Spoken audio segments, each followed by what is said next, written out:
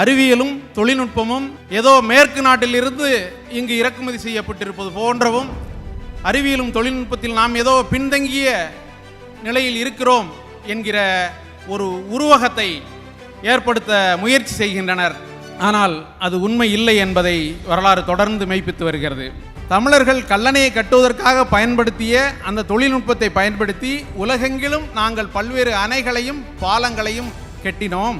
எனவே அத்தகைய மூத்த தமிழ் பொறியாளர்களுக்கு என்னுடைய வணக்கத்தை செலுத்துகிறேன் என்று தன்னுடைய நூலில் பதிவு செய்திருக்கிறார். வேளாண்மையிலும் நீர் மேலாண்மையிலும் தமிழர்கள் சிறந்து விளங்கி அதனால் வணிகத்திலும் கோலோச்சி மருத்துவம், பொறியியல், மருத்துவம் உள்ளிட்ட பல்வேறு துறைகளிலும் பேராற்றலாக தமிழர்கள் எழுந்து நிற்பதற்கு அவர்கள் மேற்கொண்ட வேளாண்மையே ஆதாரமாக இருந்தது. அதை பாதுகாத்து அடுத்த தலைமுறைகளுக்கு நாம் பயன்படுத்த வேண்டுமாய்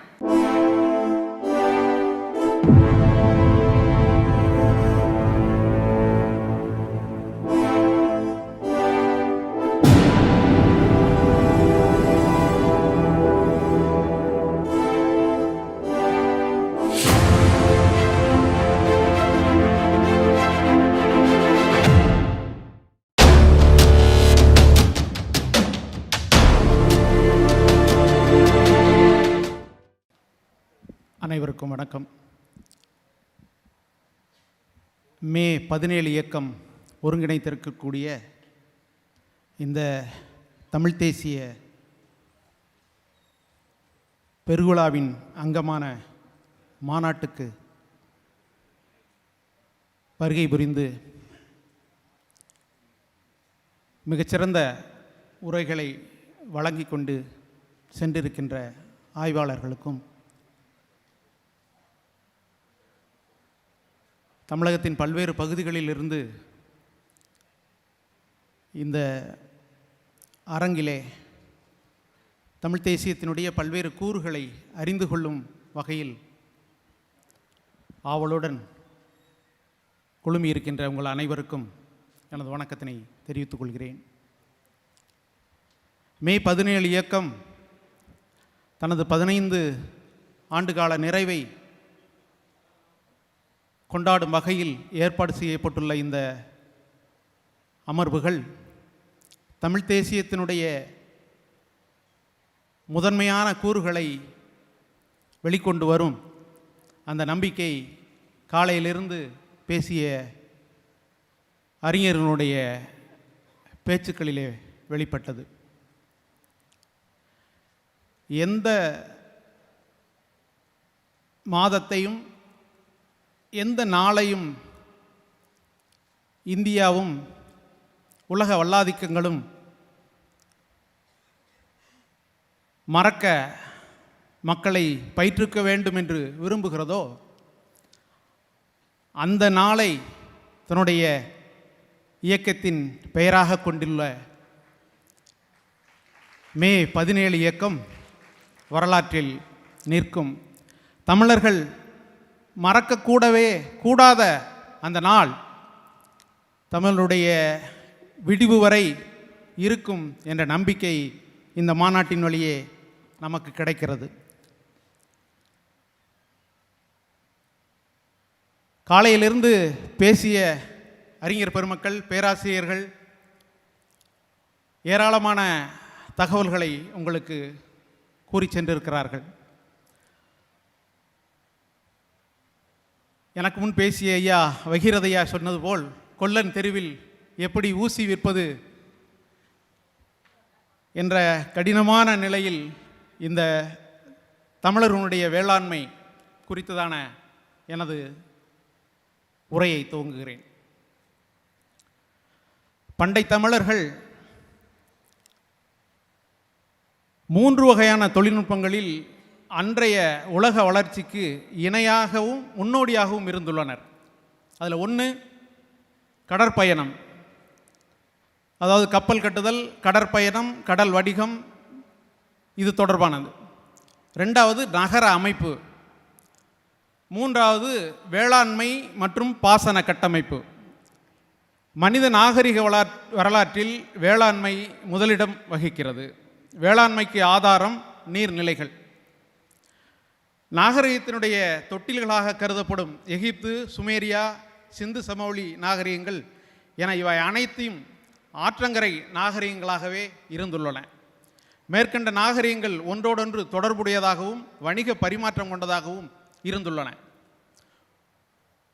இந்த நாகரிகங்களுக்கிடையில் வணிக தொடர்புகள் ஏராளமாக இருந்ததற்கான இலக்கிய சான்றுகள் தமிழகத்தில் மட்டுமல்ல அந்த நாகரிகங்களினுடைய இலக்கியங்களிலும் பிரதிபலிக்கின்றன. வரலாற்றுக்கு முற்பட்ட காலத்தை அறிஞர்கள் பின்வருமாறு பகுத்துள்ளனர். கிமு 1,00,000 வரை பழைய கற்காலம், கிமு 10,000 வரை புதிய கற்காலம், கிமு 4,000 வரை செம்பொன் காலம், கிமு 3,000 வரை வெண்கல காலம், கிமு 1500 வரை இரும்பு காலம். இதே போன்று மனித வாழ்க்கையில் பல்வேறு நிலைகளையும் குறிப்பிடலாம். வேட்டுவ வாழ்க்கை, கால்நடை வளர்ப்பு, காடுகளை திரித்து பயிரிடும் நிலை, அதற்கு அடுத்ததாக பாசன வேளாண்மை. காலையில் ஐயா பக்தவச்சல பாரதி பேசியும்போது திணையிலை பற்றி அவர் பேசும்போது நினைத்தேன், கார்ல் மார்க்ஸ் இருந்திருந்தால் இந்த ஒரு உரையே போதுமே, இந்த உலகத்தை நாம் விலக்கிவிட்டு சென்றிருக்கலாமே என்று மகிழ்ந்திருப்பார். ஏனென்றால் 2000 ஆண்டுகளுக்கு முன்பு திணை வகையில் வகைப்பாட்டியல் செய்து நிலத்தையும் பொழுதையும் வகுத்து உருவாக்கி தந்திருக்க எண்ணும்போது உண்மையிலேயே தமிழினம் இன்றைய சூழலியல் யுகம் என்று சொல்லப்படுகின்ற இந்த யுகத்தில் 2000 ஆண்டுகளுக்கு முன்பே வாழ்க்கைக்கு இலக்கணம் வகுத்தான் தமிழன் என்று எண்ணும்போது உண்மையிலேயே பெரும் வியப்பாக இருக்கிறது. தாமிரபரையின் ஆற்றங்கரையில் ஆதிச்சநல்லூரில் கண்டெடுக்கப்பட்ட முதுமக்கள் தாளிகளில் கற்கால சின்னங்களுடன் இரும்பு கருவிகளும் கண்டறியப்பட்டுள்ளன. இந்தியாவின் பிற பகுதிகளில் இதுவரை அது கண்டறியப்படவில்லை. புதிய கற்காலத்தின் போதே தமிழர்கள் கால்நடை மேய்ச்சல் நாகரிகத்தை தாண்டி வேளாண்மை நாகரிகத்திற்குள் வந்துவிட்டதை குறிக்கும் கருவிகள் கண்டறியப்பட்டுள்ளன. அதாவது இன்றைக்கு குறைந்தது 7000 ஆண்டுகள் பழமையானது தமிழருடைய வேளாண்மை. உலகெங்கும் வேளாண்மை செலுத்தியிருந்த போதிலும் தமிழர்களுடைய வேளாண்மை எந்த ஒரு நாகரிகத்தினுடைய வேளாண்மையிலும் சற்றும் குறைந்ததல்ல என்பதற்கான இலக்கிய சான்றுகள் நிறைய இருக்கின்றன. அந்த வகையில் அறிவியலும் தொழில்நுட்பமும் ஏதோ மேற்கு நாட்டிலிருந்து இங்கு இறக்குமதி செய்யப்பட்டிருப்பது போன்றவும், அறிவியலும் தொழில்நுட்பத்தில் நாம் ஏதோ பின்தங்கிய நிலையில் இருக்கிறோம் என்கிற ஒரு உருவகத்தை ஏற்படுத்த முயற்சி செய்கின்றனர். ஆனால் அது உண்மை இல்லை என்பதை வரலாறு தொடர்ந்து மெய்ப்பித்து வருகிறது. உலகின் தொன்மை வாய்ந்த இனங்களில் தமிழ் இனமும் ஒன்றாகும். தொன்று தொட்டு தமிழ் சமூகம் தன்னுள் பெரும்பான்மை உழவர்களை கொண்டதாகவே இருந்து வந்துள்ளது. உழவு தொழிலை தமிழர்கள் வேளாண்மை என்ற சொல்லிலாலேயே குறிப்பிடுகின்றனர். வேளாண்மை என்ற சொல்லுக்கு பகிர்ந்தளித்தல், விருந்தோம்பல் என்று பொருள் கொள்ளப்பட்டிருந்தது. தாளாற்றி தந்த பொருளெல்லாம் தக்கார்க்கு வேளாண்மை செய்தற் பொருட்டு என்பது திருக்குறள்.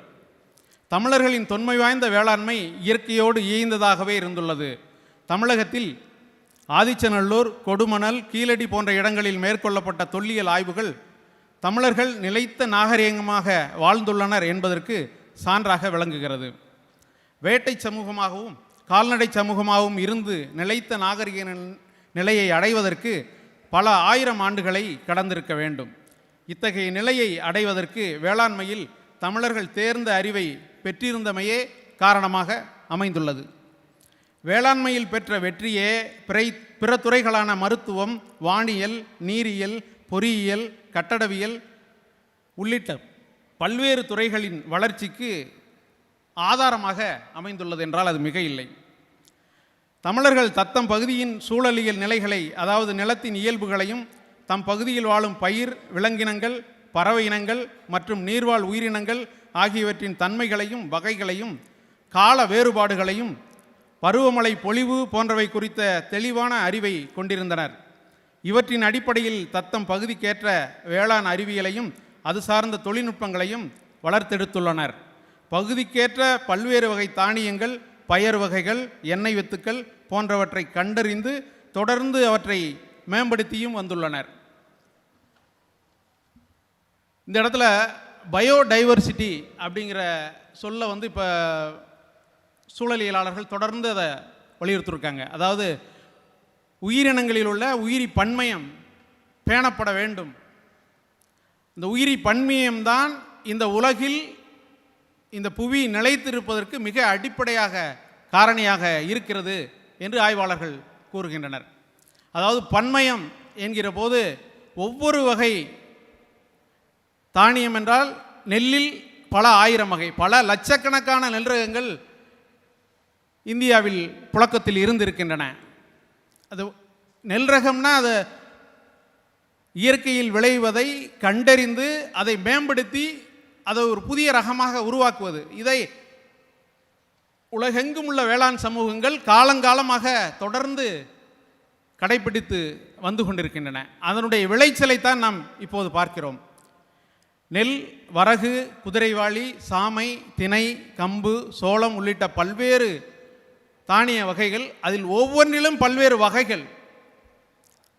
அதாவது வெள்ளத்தை தாங்கி வளரக்கூடிய நெல் வகைகள். இப்போ சில பகுதிகளில் கடுமையான வறட்சி இருக்கும், கொஞ்ச நேரம் கொஞ்ச காலம்தான் ஈரம் இருக்கும், அதுக்குள்ளேயே விளைஞ்சி முடிச்சிடணும். அதற்கு ஏற்ற ரகங்கள் ஒவ்வொரு 5 கிலோமீட்டர் அல்லது 10 கிலோமீட்டர் சுற்றளவுக்குள்ளே வேறு வேறு விதை ரகங்களை கண்டறிந்து இது இந்த பகுதிக்கு இந்த விதை தான் பொருத்தமாக இருக்கும் அப்படின்னு கண்டறிந்து அதை மேம்படுத்தியுள்ளனர். அதவே பரவலாக்கி தொடர்ந்து விளைச்சலையும் எடுத்து வந்துள்ளனர். நெல் பயிரில் மட்டுமே பல லட்சக்கணக்கான வகைகள் இருந்துள்ளன. சம்பா நெல் வகைகள் நீண்டகால வயதுடையவை. குறுகிய கால குறுவை நெல் வகைகளும் நிறைய இருந்துள்ளன. இவை தவிர மருத்துவ குணம் கொண்ட தானிய வகைகளும் உழவர்கள் இதனை காலங்காலமாக பயிரிட்டு அவற்றை அடுத்தடுத்த தலைமுறைகளுக்கு கைமாற்றி கொடுத்துள்ளனர். சீரக சம்பா என்றொரு நெல் ரகம், சீரகம் போன்று மிகச் சிறியதாக இருக்கும், மிளகை போன்று இருக்கும். கல்லுருண்டை என்றொரு நெல் ரகம் இருக்கிறது, உருண்டையாக இருக்கும். அதன் அரிசி நம்ம நீளமாக தானே கேள்விப்பட்டிருக்கோம். கல்லுருண்டை என்ற ரகம். சிவப்பு குடவாளை, மாப்பிள்ளை சம்பா, கருப்பு கவுனி, சிவப்பு கவுனி, கருடன் சம்பா, கருத்தக்கார், புளியடிச்சான், காட்டு யானம், தூயமல்லி, தங்கச்சம்பா, பனங்காட்டு குடவாளை, பூங்கார், குருவிக்கார் என பல்வேறு வகையான நெல் வகைகள் புழக்கத்தில் இருந்தன. அந்தந்த பகுதியின் தட்பவெட்ப சூழலுக்கு ஏற்ற வகையிலும் விதை வகைகள் தேர்வு செய்யப்பட்டு பயிரிடப்பட்டுள்ளன. 60ஆங்குருவை என்றொரு நெல் வகை. மொத்தமே 60 நாள் தான் அதனுடைய பயிரிடும் காலம். 20 நாட்கள் நாற்றங்காலில் இருக்கும், 60 நாள் வயலில் இருக்கும், 61ஆவது நாள் அறுவடை பண்ணிடலாம். இப்போ இந்த நவீன வேளாண்மை வந்தபோது நாங்கள் தான் குறுகிய காலம், அது பழைய நெல் ரகங்கள்லாம் விளையிறதுக்கு 6 மாதம் ஆகும். இந்த புதிய நெல் ரகங்கள் தான் வேகமாக விளைஞ்சிரும். அதனால தான் உணவு பஞ்சத்தை போக்க முடியுங்கிற ஒரு பொய்யான கருத்து. இந்த கருத்து பொய் என்பதை அண்மை காலங்களில் நிறைய விதை ரகங்களை, நாட்டு விதை ரகங்களை விவசாயிகள் சேகரித்து அவற்றை தங்களுக்குள் விதை திருவிழாவாக எடுத்து பயன்படுத்தி பரவலாக்கி கொண்டு வருகின்றனர். ஆனால் 3-4 ஆண்டுகளுக்கு முன்பே பாராளுமன்றத்தில் இனிமேல் பாரம்பரிய அல்லது நாட்டு ரக விதை ரகங்களை பயன்படுத்தக்கூடாது, அது சான்றளிக்கப்பட்ட பல்கலைக்கழகங்களும் வேளாண் அமைப்புகளும் சான்றளித்தால் மட்டுமே அந்த விதை ரகங்களை நாம் பயன்படுத்த வேண்டும், விவசாயி பயிரிட வேண்டும் என்ற சட்டத்தை ஏற்கனவே போட்டு வைத்திருக்கிறான். அதற்கப்புறம் இந்த விதை வகைகள் கமர்ஷியலாக, அதாவது வணிக ரீதியாக உற்பத்தி செய்யப்பட்டு பயன்படுத்தப்படும் விதை ரகங்களை தான் இனிமேல் நீங்கள் பயிரிடணும் அப்படிங்கிற ஒரு நிலையை கொண்டு வர போகிறான். விதைக்குன்னு தனி போலீஸ் இராணுவம் வர இருக்கிறது. இதெல்லாம் ஒவ்வொன்றையுமே பேட்டன் பண்ணுறான். இந்த நீரியல் காலம் தொடங்கி வேளாண்மை செழித்த காலம் வரை தேர்ந்த அறிவை யாரும் எந்த அறிவு சமூகமும் பேட்டன் செய்யவில்லை. ஆனால் இந்த குறுகிய காலத்தில் அறிவு சொத்துரிமை என்று சொல்லி இந்த மூல வளங்களை, மூல தொழில்நுட்பங்களையும் இந்த பல்வேறு வகையான தொழில்நுட்பங்களுடைய ஆதித்தன்மை இல்லாமல் இவர்கள் எப்படி இந்த புதிய புதிய ரகங்களை கண்டறிய முடியும்? அந்த வகையில் அடுத்து வந்து கொண்டிருக்கக்கூடிய மிக மோசமான நெருக்கடி காலங்களுக்கு எதிர்கொள்ளக்கூடிய எதிர்வினையை ஆற்றக்கூடிய கடுமையான கடமை நமக்கு இருக்கிறது. நவீன வேளாண்மையில் கொண்டு வரப்பட்ட நெல் ரகங்கள் தான் மட்டுமே குறுகிய காலத்தில் விளைந்து பலனளிக்கும் என்பன போன்ற தவறான கருத்துக்கள் உழவர்கள் மத்தியில் பரப்பப்பட்டன. காவிரி போன்ற கழிமுக பகுதியில் எவ்வளவு உயரம் தண்ணீர் வந்தாலும் சரி அதுக்கு மேலே விளையக்கூடிய நெல் ரகங்கள் இருந்தன. மடுமுழுங்கின்னு ஒரு ரகம், மடுன்னா வெள்ளம், முழுங்கின்னா வெள்ளத்தை முழுங்கிரும். அப்போ எவ்வளவு 2 அடி வந்தால் 2 அடிக்கு மேலே கதிர் நீட்டும், 5 அடி வந்தால் 5 அடிக்கு மேலே கதிர் நீட்டும். படகுல போய் அறுத்துட்டு வந்திருக்காங்க. ஆனால் இப்போ என்ன நடந்துகிட்ருக்கு? ஒரு பெருவெள்ளம், ஒரு பெருமழை, காவிரியில் வெள்ளம் வந்தால் பல லட்சக்கணக்கான ஏக்கர் நெல் வயல்கள் பயிர் மூழ்கிடுது. தொலைக்காட்சியில் பூரா நனைஞ்சு போச்சு, எங்கள் இது அழிஞ்சு போச்சு அப்படின்னு சொல்கிறோம். எனவே இந்த விதை ரகங்கள் ஏற்கனவே இருந்த பல்வேறு வகையான விதை ரகங்களை அழித்த பின்னர் தான் இந்த கேடுகள் நம்மை சூழ்ந்துள்ளன.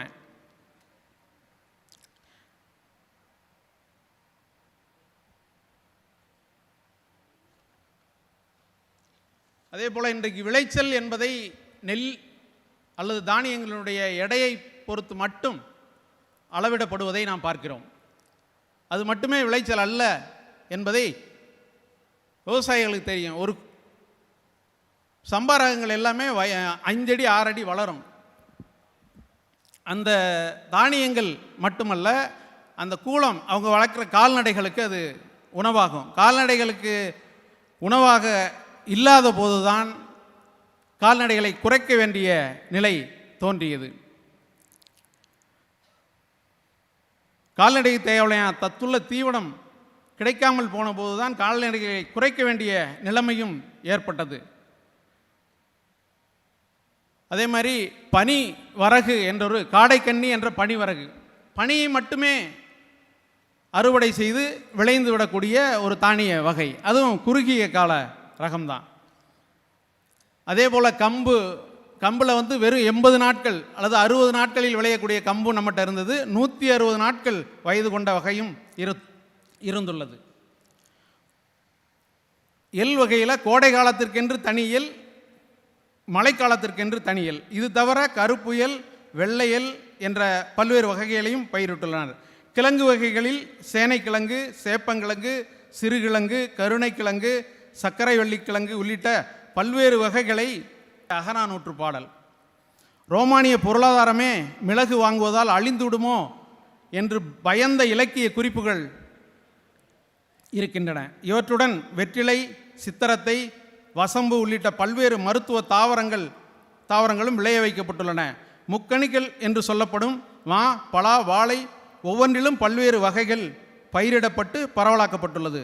வாழைப்பழத்தில் விதைகள் இருந்தபோதே பல்வேறு ரகங்கள் பயிரிடப்பட்டு மேம்படுத்தப்பட்டுள்ள அந்த அண்மை காலத்தில் உள்ள நிறைய இப்போ பல்வேறு விதை வகைகள் தானியங்களில் கொண்டு வருவதைப் போல வாழையில் நிறைய விதை வகைகள் இல்லை, ரகங்கள் நவீன வேளாண்மையால் கண்டுபிடிக்கப்படவில்லை. தற்போது புழக்கத்தில் உள்ள பெரும்பாலான வாழை ரகங்கள் பன்னெடுங்காலமாக உழவர்கள் உருவாக்கியவைதான், அவை நவீன வேளாண்மையால் உருவாக்கப்படவில்லை.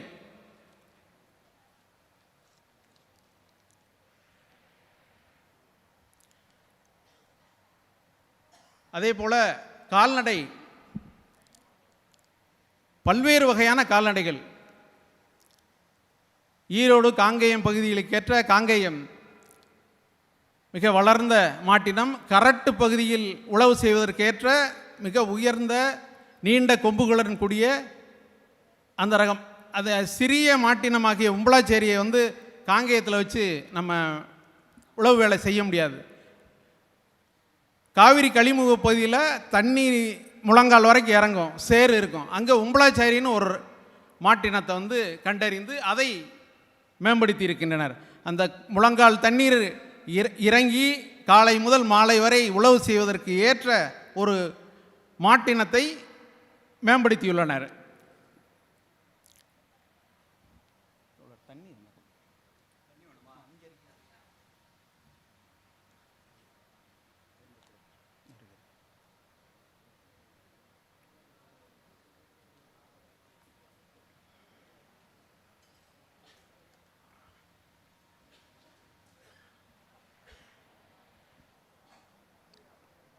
மணப்பாறை, செங்கல்பட்டு, புதுக்கோட்டை என அந்தந்த பகுதியில் சார்ந்த மாட்டினங்களை உருவாக்கியுள்ளனர். கிடை போடுவதற்கெனே தனி கிடைமாட்டினம் வேறு எங்குமே இருப்பதாக சொல்ல முடியாது. கிடை என்பதை மண்ணை வளப்படுத்துவதற்குரிய முதன்மையான தொழில்நுட்பமாக தமிழர்கள் பயன்படுத்தியுள்ளனர். இதை போன்றே ஆடு, கோழி, நாய் உள்ளிட்ட பல்வேறு உயிரினங்களிலும் பல்வேறு வகைகளை சூழலுக்கேற்ப உருவாக்கியுள்ளனர். தமிழ்நாட்டின் மாடுகள் பெரும்பாலானவை மிக அதிக நோய் எதிர்ப்பு திறன் மிக்கவை. உழவு வேலைக்கும் வண்டி இழுக்கவும் சிறந்தவை. காங்கேயம், பர்கூர், உம்பளாச்சேரி, புலிக்குளம் போன்ற மாட்டினங்கள் புகழ்பெற்றவை. தருமபுரி மாவட்டம் பர்கூர் மலைப்பகுதியை பூர்வீகமாக கொண்ட எருமை ரகமும் உள்ளது. தமிழர்களின் வேளாண்மை எல்லா நிலைகளிலும் சிறப்புற்று இருந்ததையும் உழவர் பெருமக்கள் செம்மாந்த வாழ்க்கை வாழ்ந்தனர் என்பதையும் பல்வேறு இலக்கிய சான்றுகள் மூலம் அறிய முடிகிறது. உழுவார் உலகத்திற்கு ஆணி அகுதற்றாது எழுவாரை எல்லாம் பொறுத்து உழுதுண்டு வாழ்வாரே வாழ்வார் மற்றெல்லாம் தொழுது உண்டு பின் செல்பவர் சுழன்றும் ஏற்பின்னது உலகம் அதனால் உழந்தும் உழவே தலை. மேற்கண்ட குறள்கள் வேளாண்மையின் சிறப்புகளை கூறுகின்றன. உழவர்களும் கொல்லர், தச்சர், நெசவாளர், குயவர் போன்ற சமூகத்தின் பிற பகுதியினரும் ஒத்திசைந்த வாழ்க்கை வாழ்ந்துள்ளனர். உழவர் சமூகம் இவர்களது உணவுக்கான உறுதிப்பாட்டை கண்ணியமான பங்கீட்டின் மூலம் உறுதி செய்தது. தற்சார்பு, உயிர்ம நேயம் ஆகிய இரண்டும் உழவர் சமூகத்தின் இரண்டு கண்களாக இருந்துள்ளன. அடுத்ததாக பாசன மேலாண்மை. பாசன மேலாண்மையில் தான் பல்வேறு வகையான உயரிய தொழில்நுட்பங்களை தமிழர்கள் மேற்கொண்டு வந்துள்ளனர்.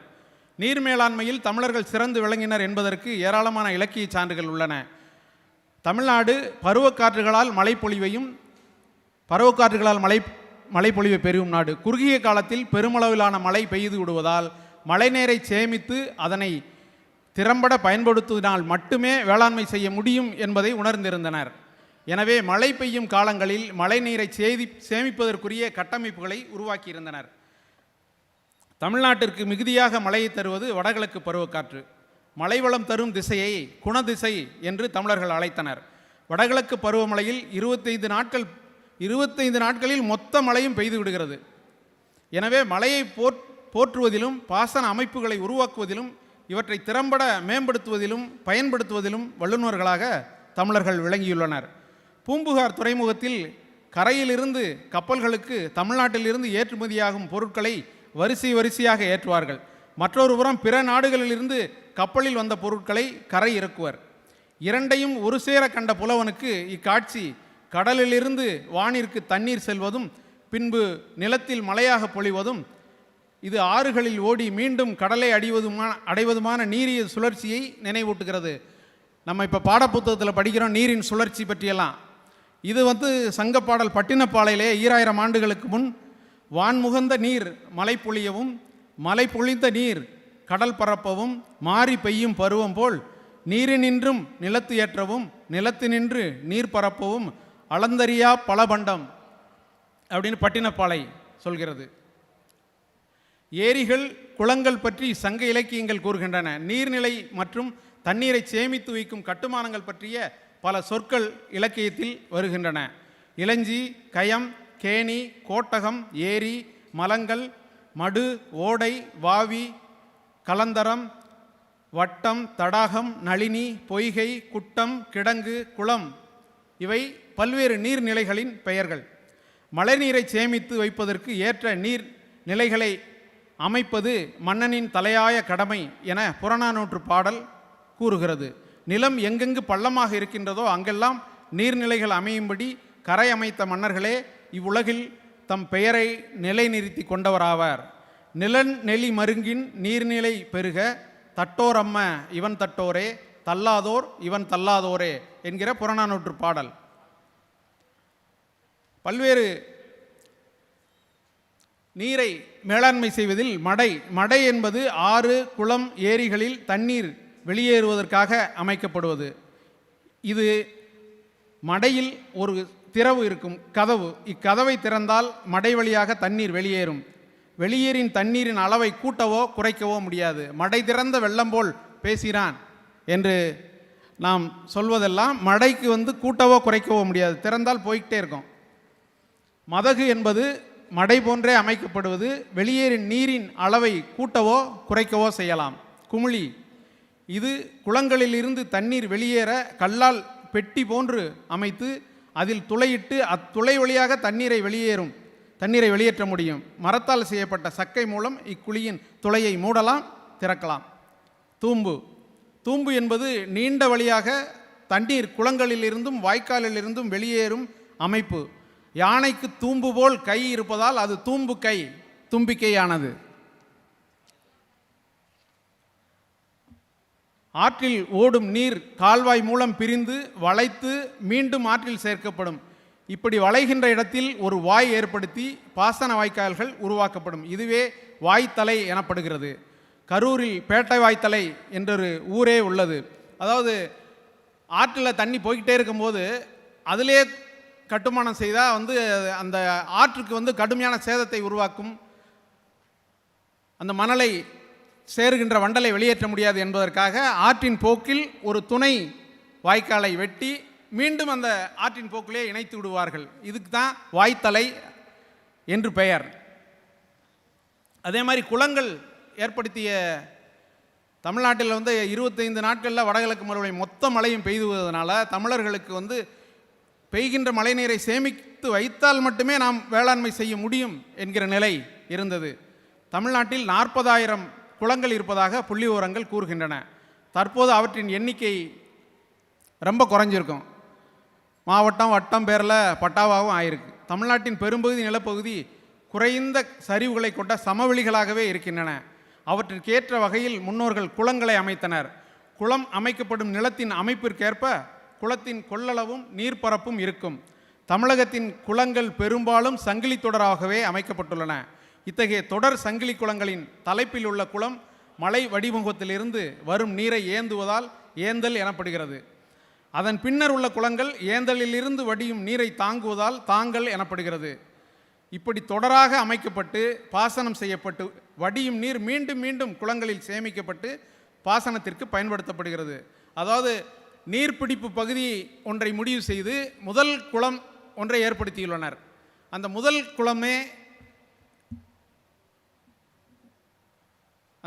குளம்தான் ஏந்தல் எனப்படுகிறது. அதற்கு கீழுள்ள குளங்கள் எல்லாம் அந்த ஏந்தலிலிருந்து வடிகின்ற நீரை தாங்குவதால் தாங்கல் எனப்படுகிறது. அப்போ ஒரு ஏந்தல் அடுத்தடுத்து வெறும் தாங்கல்களாக ஏற்படுத்தி ஒவ்வொரு குளத்தையும் அவர்கள் அமைத்த முறைதான் மிகச்சிறப்பானது. ஒவ்வொரு குளமும் அரை குளம் நிரம்பும் வகையில் ஒரு பலகை போன்ற அமைப்பை உருவாக்குவர்.